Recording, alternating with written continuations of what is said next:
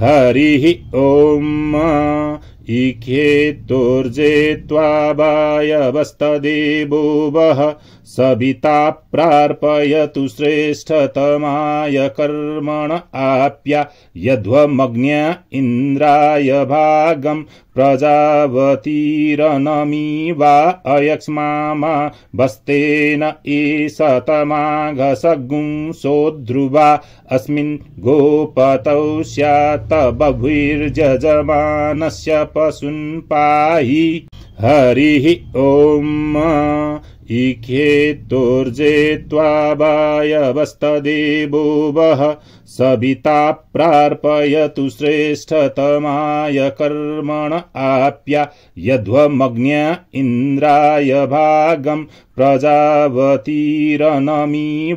अयक्ष्मामा वस्तेन ईशतमाघसगुंसोध्रुवा अस्मिन् गोपतौ स्यात् बभुर्जजमानस्य पशून् पाहि हरिः ॐ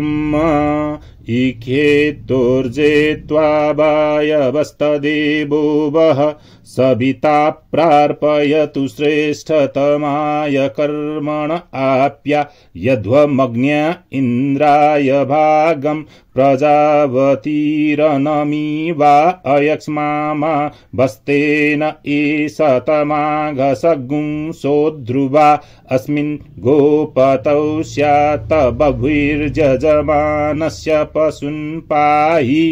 हरिः ॐ इखेतुर्जे त्वावायवस्तदेवो वः सविता प्रार्पयतु श्रेष्ठतमाय कर्मण आप्या यध्वमग्न्य इन्द्राय भागं प्रजावतीरनमीवा अयक्ष्मामा वस्तेन ईशतमाघसगुंसोध्रुवा अस्मिन् गोपतौ स्यात् बभुर्जजमानस्य पशून् पाहि